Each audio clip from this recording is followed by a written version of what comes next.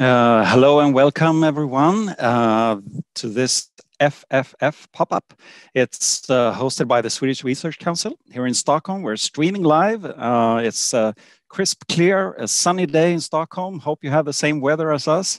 But you will also be able to watch this panel, the FFF on YouTube, because we are streaming and we are recording this event today. So you have a chance to review it if you really like it.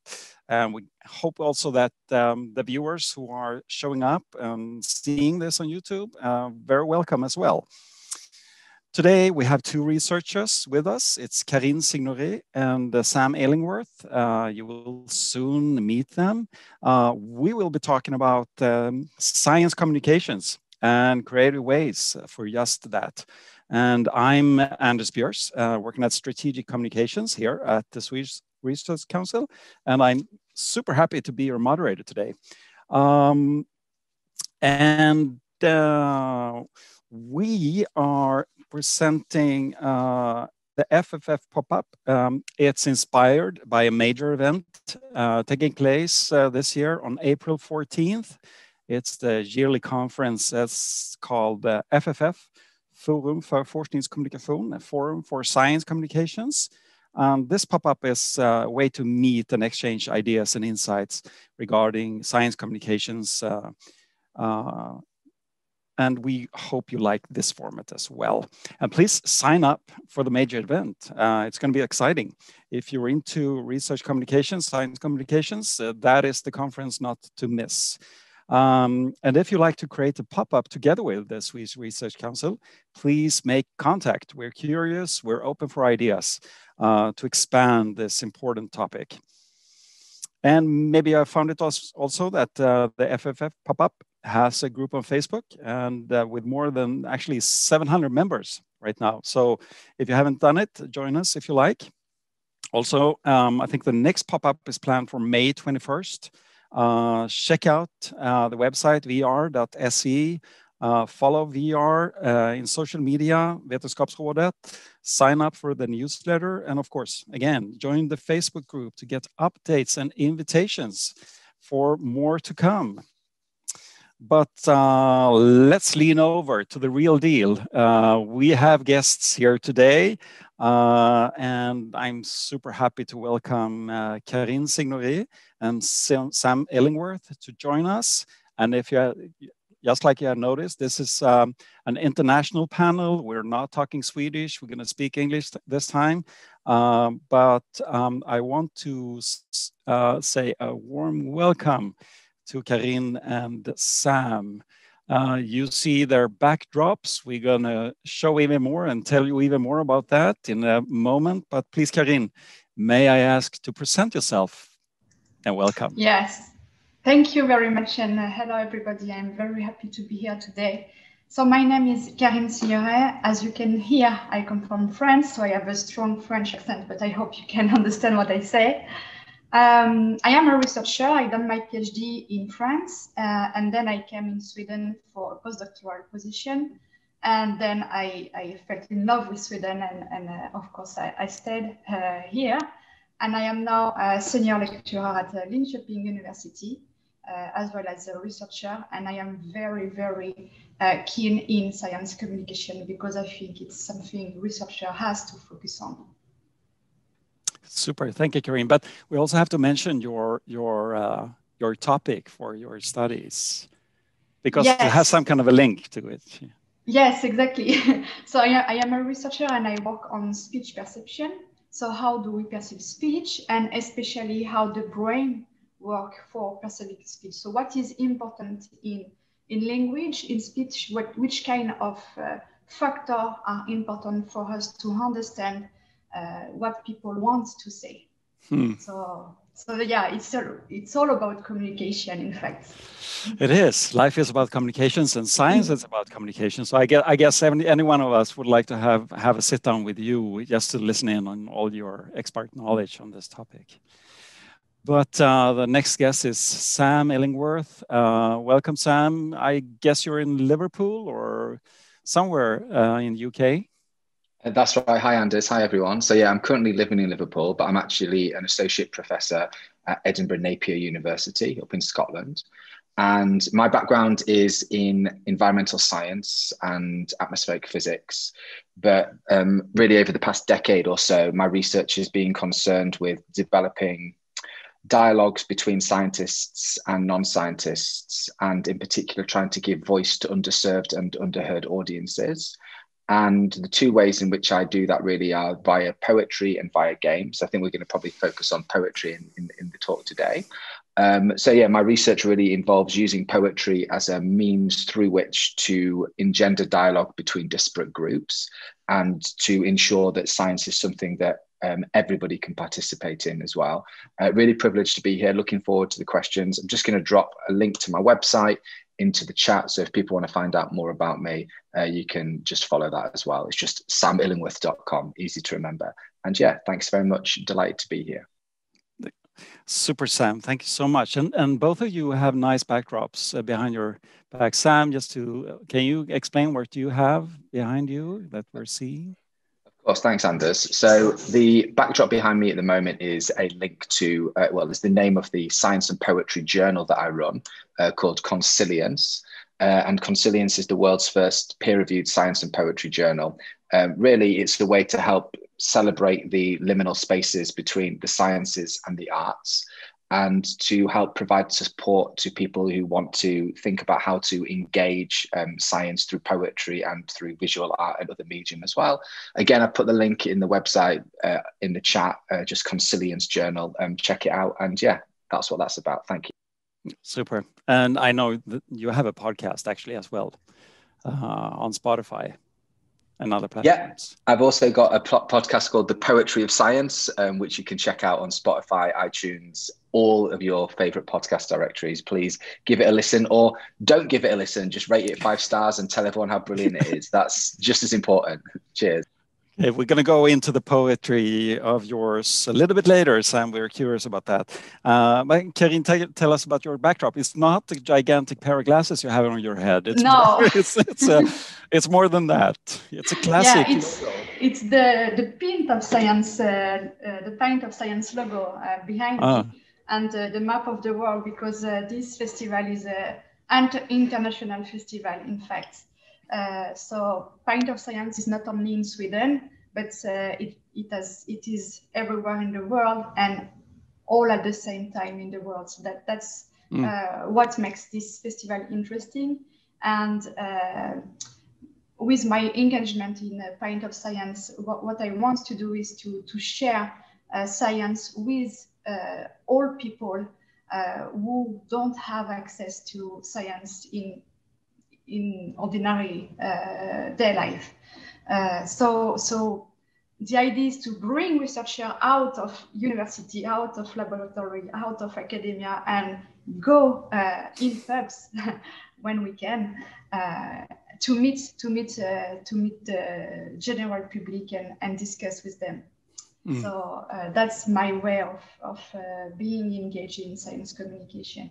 And I can put the link also on the chat if you want to check the events that we will run that year in Sweden.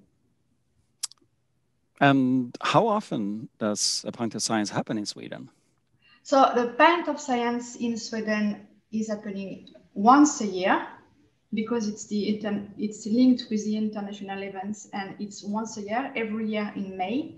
And we have begun that in Sweden 2019, but it has begun earlier in UK, for example, 2013. And what is funny with that, we really feel that there is a need in the general public to have access to science, because it has begun in 2013, as I say, in UK with 3 events. And in 2019, all the events was 3,000 events all around the world. So we feel that there is this need and this interest in the public to get access to science in an easy way. So it's kind of a proven concept, actually. Yeah.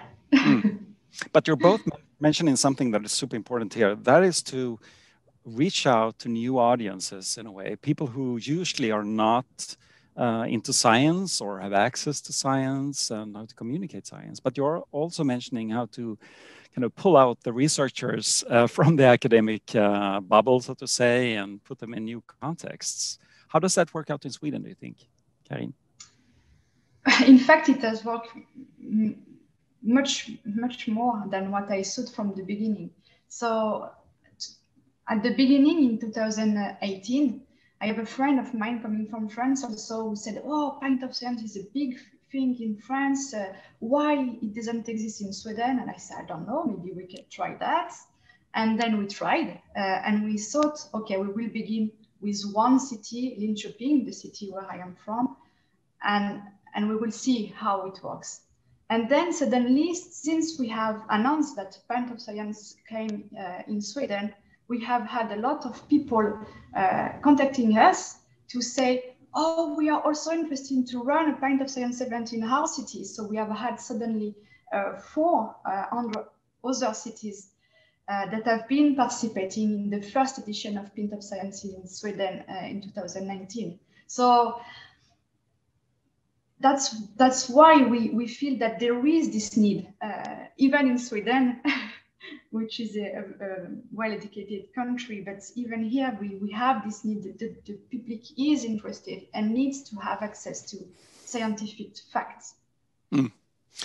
And I just want to mention also that the chat is open, the chat is ongoing. There's already links to Sam's Spotify. And please, if you have questions from the audience, please post them in the chat. We will try to bring them into the conversation, but please post them there.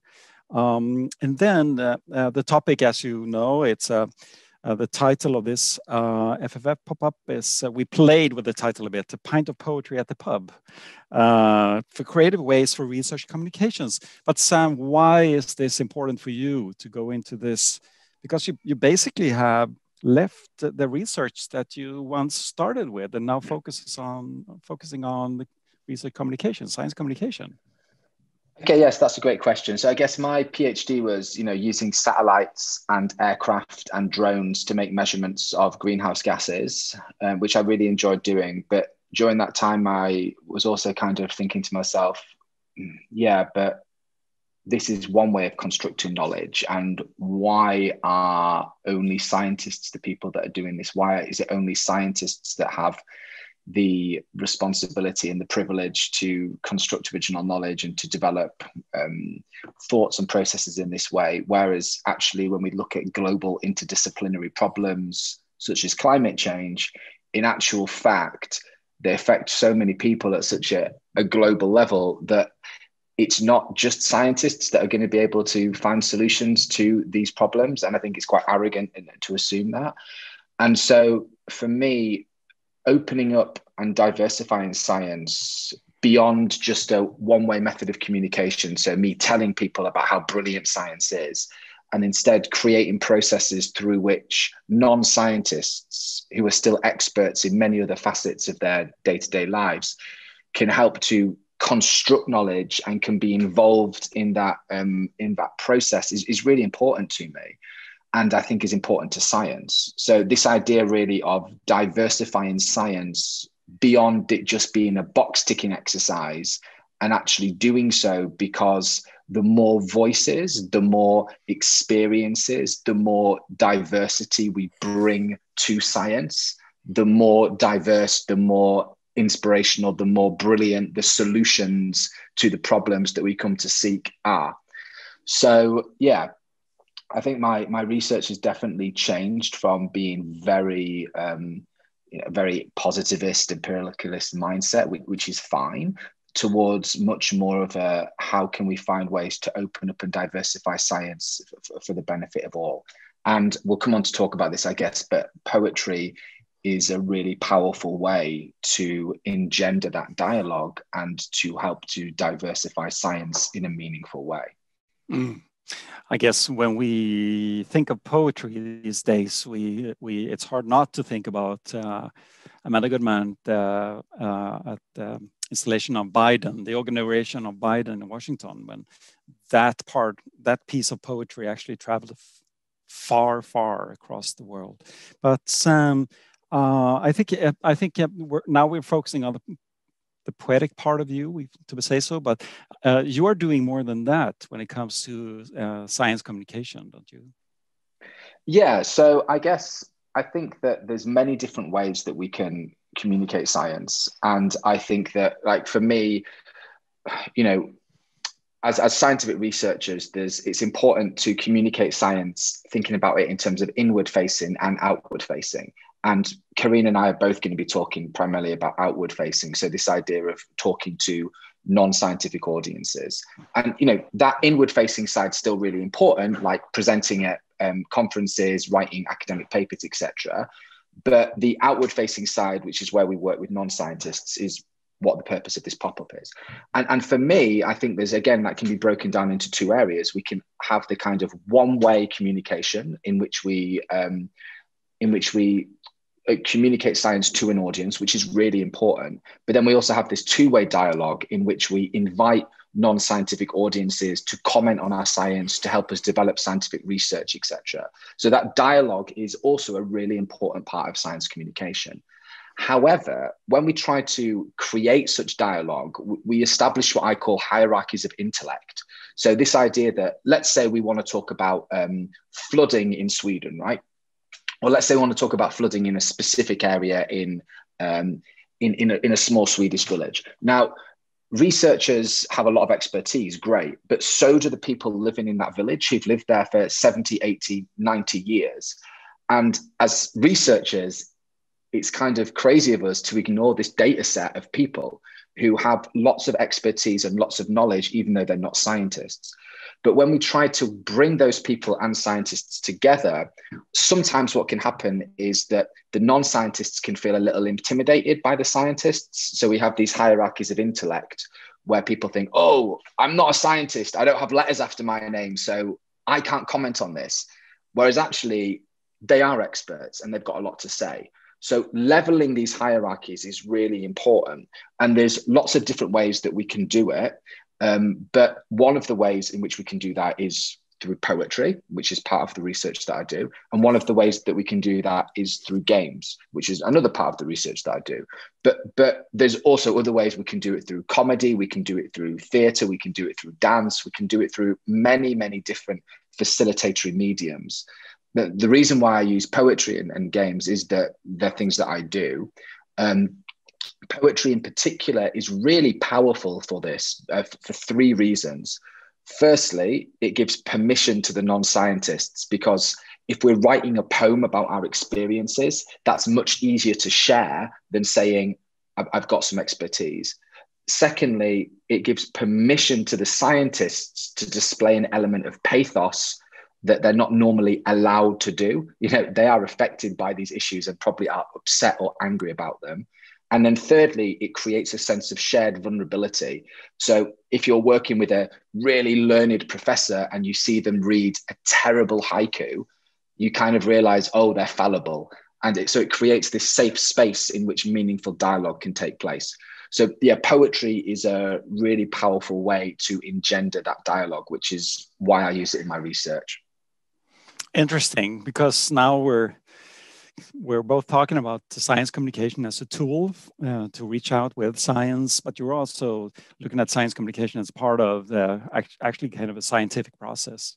But what about Carine? I'm thinking about the context. We're looking for solutions actually in this pop-up today, solutions on how to develop and actually experiment when it comes to science communications. What about the context when you bring in science, perhaps in a way of storytelling into the context of a pub?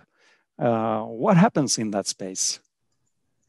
Yeah, that's not a new thing to have this kind of events. I mean, in France, all the philosophers were in the pub and discussing with other people and try to have some feedback from the public. So it's not something new that we are doing with Pint of Science. It's something that is, in fact, really important for the society to have access to other people knowledge and people that are non-scientists who have very clear and another point of view than we as scientists have. So that's very important to have this feedback. But it's something that researchers are not used to do. We have no education for learning how to present scientific fact or research in simple terms. So that's really something challenging for researchers. And often researchers say, no, I'm not really interested to do that. I'm not sure people will be interested in what I am doing. No, that's not super interesting for the society. And when we talk to them and we say, yeah, but you could have a very nice feedback and you will see it's a nice, relaxing atmosphere and it's really friendly, present what you're doing simply and you will see, you will have questions. And once they have done that, they say it's something really amazing how much feedback they can have from people that are non-scientists. And it's the benefit is also for the people that are non-scientists, how much they are enjoying the scientific talk and see that researchers are just like normal humans, and you can talk to them and you can laugh with them and that's perfectly fine. So it's really that kind of communication in a friendly atmosphere that is important. People are feeling comfortable and secure to discuss. Yeah. Here in the Swedish Research Council has actually supported research when it comes to communication and researchers. And most often the answer is, oh, I wish to communicate my research and around science, but I don't have time. This is yeah. So what do you both of you say when you experience this kind of both ways of communicating science? What do you say to your peers? What do you say to your colleagues who maybe just have the same reasons as many others that they think they don't have time? Yeah, exactly. We don't have time to do that kind of exercise, and we have not the knowledge on how to do that. And that's, for me at least, that's where Pint of Science is very important. It's because it gives all the organizational parameters are in place, and researcher has just to come. Everything is set up for them, and we even give tips for having a popular science talk, and we help them. So everything is set up for them to do that exercise. So that's why it is also very important for researcher, because most of the time, if they have to do that by themselves and set up everything, find the date, find the place, find the people, it's not possible. They don't have time, really. So that's why Pint of Science is very important, because it's feasible then. And now, since we are meeting online, just as we are doing right now in the digital version of the physical reality in a way, I guess both of you, we're gonna drill down a little bit later on this, but you've both said to me that the pandemic actually have created opportunities. And Sam, when it comes to the impact of poetry, how do you pull in researchers? Can you inspire them to write poetry, or what do you do? How do you motivate? Well, I guess the wider question first about why should researchers want to engage with non-researchers or non-scientists, and like they do have time, like they do have time to do this. Like, do you have time to, if you're a good scientist, do you have time to ignore a data set? No, like you have to like take data into consideration. Do you have can you not make time to think about the impact of your research on the wider society? Of course you can make time to do that. So I don't buy this that researchers don't have time to engage with non-researchers with their work, because they clearly do. So what's really important though is then how we can sell this to researchers so that it's something that's positively beneficial for them as well. So that, it's not just you're doing this because it's the right thing to do. You're doing this because it's going to lead you to new understanding, to new things in that way as well. So that's what I would encourage people to do, that you do have the time, but also that it's beneficial for you in that respect as well. What about there's a question here in the chat about the impact of poetry, and I guess the same thing of the impact of Pint of Science. But starting with you, Sam, the impact, what kind of impacts have you seen, experienced? Yeah, of course. So lots of different impacts, really. I mean, like I say, again, I think there's two ways of using poetry. We can use it in a way of where we're kind of communicating to audiences, which is what I do with my podcast and with my blog. But we can also do it in other ways as well, in which we use poetry as a way to develop this dialogue. And like, for me, that's probably where I've seen the most effective use of poetry. So where we've gone into different communities, where we've written poetry together, and where we've used this poetry as a way to explore the understanding of different audiences on specific topics.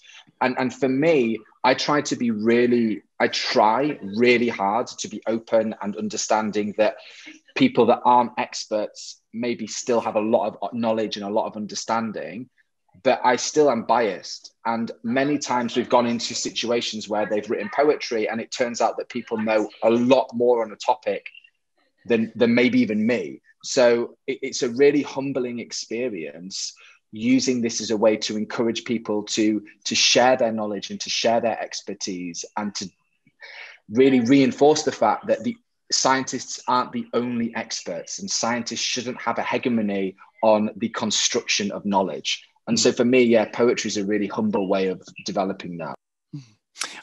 I think it's easy for all of us to imagine Pint of Science happening in the pub.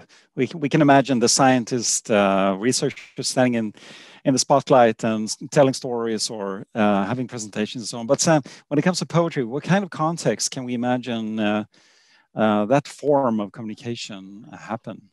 Yeah, so it takes lots of different forms, really. I mean, I guess one of the most effective ways is in a writing workshop. So we'd go into, and again, for me, the most effective form of these kinds of science communication is when you're working with audiences that already exist, in community spaces that already exist. So let's say that there's a group of people who are living with mental health needs, and they meet regularly on a Thursday to discuss about some of their issues. Then what we'll do is we'll go and write poetry in those workshops with that audience in a space that already exists, so that we're not trying to artificially construct something, but rather we're working with that community in that space. So, you know, I've written poetry in like tiny rooms, in huge art galleries, like everywhere. It's wherever there is a need for people to engage with science, which is everywhere, really. Interesting. And one kind of challenge is actually to reach out to new groups of audiences. And what is your experience of impact with the Pint of Science and reaching out to groups, Carine? Yeah. So I have only 2 years of experience with Pint of Science. So the first year was a traditional one, can we say, for Pint of Science? So meaning that we had access to different pubs.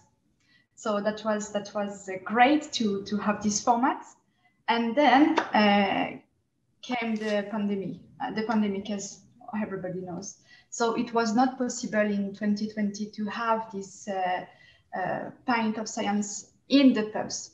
So instead we went online, as almost everyone. And what was very interesting there is that we have seen that we have reached two different kind of audience. So in the pub, we meet people who are there. So we don't choose people are there. So people can register also if they want, but the pub is still open. Or it's not only in the pub in Sweden, we also go to the library and restaurants. It could be different place, but we meet people who are there. But online, we meet people who are interested already in the topic, but we also meet people who cannot move, who are not used to go in the pub, who are not used to go in the library because of different reasons, maybe because they live far away, or maybe because they have disabilities or things like that. So we meet two different kind of audience, and that is what will be the next challenge for us, is to keep these two kind of audience? That's an interesting question, because I think we're all in the same boat, because right now we are in the boat built by zeros and ones, the digital boat that we're paddling together with. And what about this? Because this is really, the pandemic put us in the same place in that sense. And I know, Sam, you have views on that. What kind of opportunities actually the pandemic has created by putting us in a totally different context that we know called the normality of every day in many ways. What kind of opportunities do you see here, and values that actually being created when it comes to science communication? No, of course. So I think that, I guess, I'm going to try and be positive here, because I know we're talking about solutions based, right, Anders? But I want to also want to address some of the things that we need to really be very honest and take into consideration.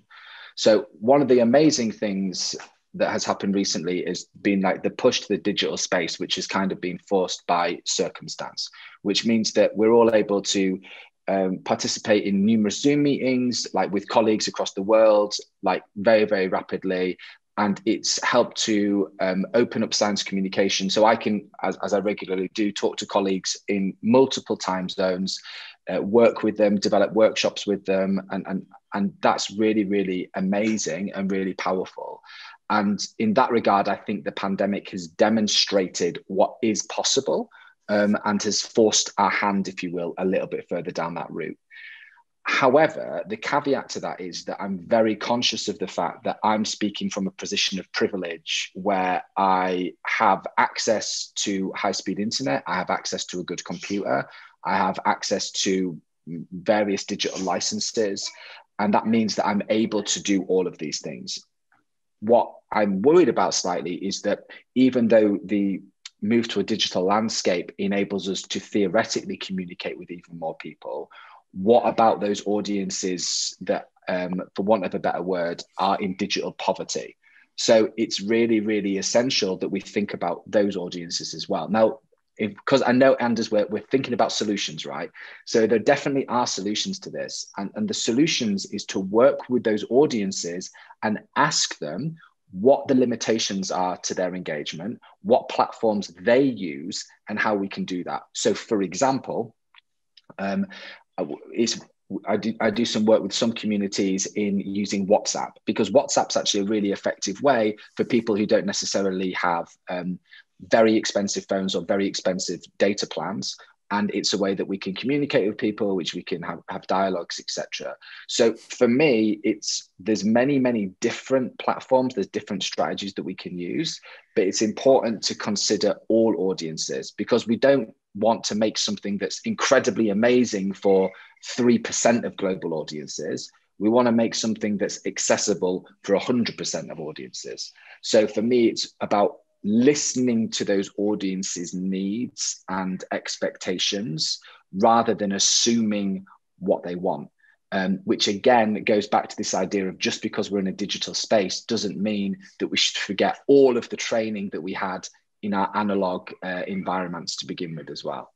And what is your take on that, Carine? I also thinking about your research when it comes to how the brain understands language. What about silence, to listen, actually?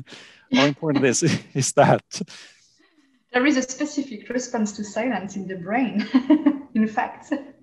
But no, I want to say that I really agree with Sam. For me to have that digital presentation in 2020, that was fine, and we reached new audiences, and we want to keep them. But I am really I really wait to go back to the pubs, because that kind of audience, we don't have access to them, and they don't have access to researchers in other ways. So I really wait for that to be back in the pub, in the restaurants, in the libraries. I really waiting for that. I think we all can agree on that. There's a question in the chat about the importance to be innovative in your communications. What about this? Have you thought about how do you innovate from, now you're saying pubs and libraries? Have you thought about other venues for science communications, both due to the situation we have now, but also to the kind of what we had, the concept of a Pint of Science itself. But what about innovation and communications? Yeah, so that year it will be again online, and last year I was distributing Pint of Science only via Facebook. So that year I want to expand a little bit more with YouTube, for example, as we do today. But I think it's a format that works well. So expanding it a little bit better on digital media. That will be one thing to do, and I will do that year. And then, as I said, going back to restaurants and pub and maybe parks, and yeah, we'll see. I am open for all the ideas and all what people need. Just let me know, and I will make it happen. Yes, good. We count on you to fill the pubs with science talks. I think we need that. What about you, Sam? What is your take about innovation, the need for innovation and communication? Well, obviously we need to innovate and communicate. So I'd say my hot take is that innovation and communication are both really important. I think one of the great things about science and science communication in general is that it kind of, you do work with the constraints, and it enables you to think a little bit outside the box as well. And like for me though, I think the innovation needs to come from the audiences that you're working with. So not necessarily thinking, how can we do something that seems more appealing, or how can we do something that seems sexier, or how can we do something that seems like different, but rather, how can we reach those audiences that we haven't engaged with before? How can we be innovative in our thinking so that we're going to engage with groups of people who don't traditionally engage with science or with science communication? So for me, like, that's where the real innovation comes, thinking about how we can challenge ourselves to engage with those audiences that we wouldn't ordinarily or traditionally engage with. For the past days here in Sweden, there was a summit, Uppsala Health Summit, and the topic was antibiotic resistance, a huge challenge for all of us. But the topic was also behavioral change. And I think we're touching on that in a way, because we want to convey knowledge and insight and kind of exchange between the research and audiences. But one of the things mentioned from that, one takeaway was that the need for experimentation. We don't know today enough to understand how people actually receive science, or how we relate to things, and why we're doing what we're doing. So this part of listening is interesting. And innovation. What do you see there, Carine?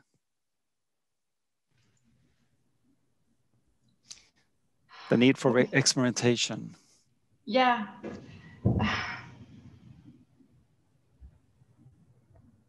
I mean, I don't really agree that we don't know. Okay. Yeah, we kind of know.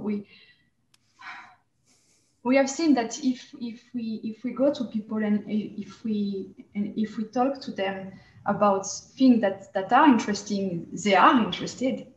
Of course, so we know that there is a need and people want to know. We know that especially nowadays with all the fake news and everything, there is a real need to communicate checked facts in science. So we know that, and that's why it is important to do that, to communicate true science, not really true science, but fact-checked science. That's really important. And from your experience from a Pint of Science and also your research, do you have any tips if you are curious about creating science communications? What do you think of when it comes to tips for others? the main tip I can give is to enjoy what you are doing.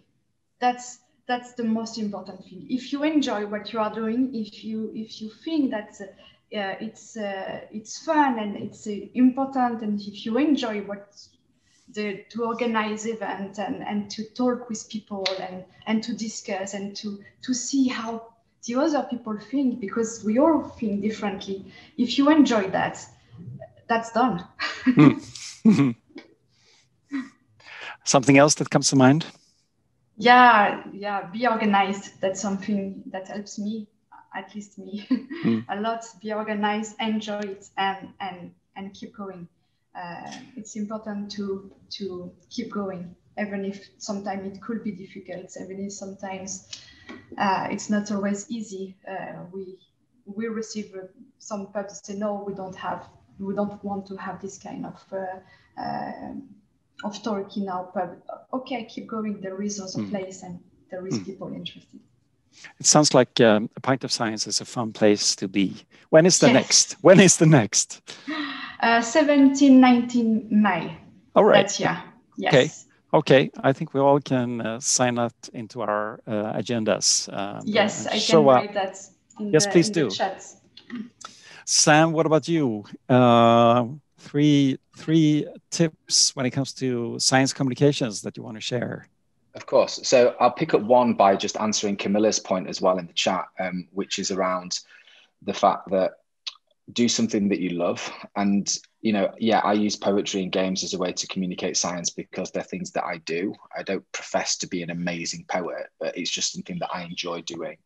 And if we find things that we enjoy and things that we love, then that's as Carine was saying as well, you should enjoy doing the things that you do. So that'd be tip number one. My tip number two would be, like I say, just really, really think about how this can be a two-way process as well. So how we can not just communicate science to people, but how we can think about how their experiences and their needs can influence our own scientific research as well. And then number three, like the most important of all, is just to listen. And it's really, really easy going in thinking, I'm going to communicate this, and this to this audience. But if you just go in, first of all, and ask people what their background is, what their understandings are, and then you have the confidence and the flexibility to be able to change your delivery so that you're giving something to people what they actually want rather than what you assume they need, that will lead to really effective science communication.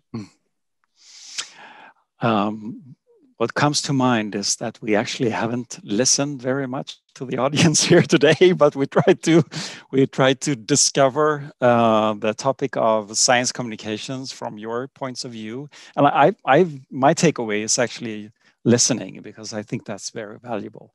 It's so easy trying to say perhaps sometime as loud as you can what you want to convey, but I think listening is super important also because we're in changing times.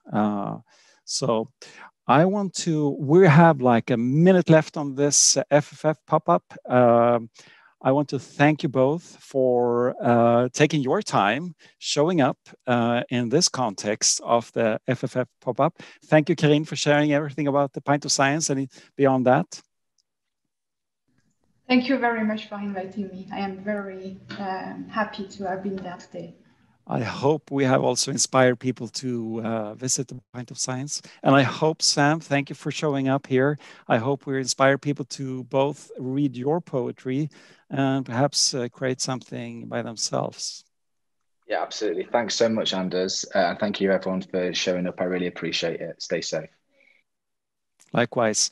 And thank you in the audience. It's been a growing number of people showing up for this FFF pop-up. And don't forget, check back to the next one.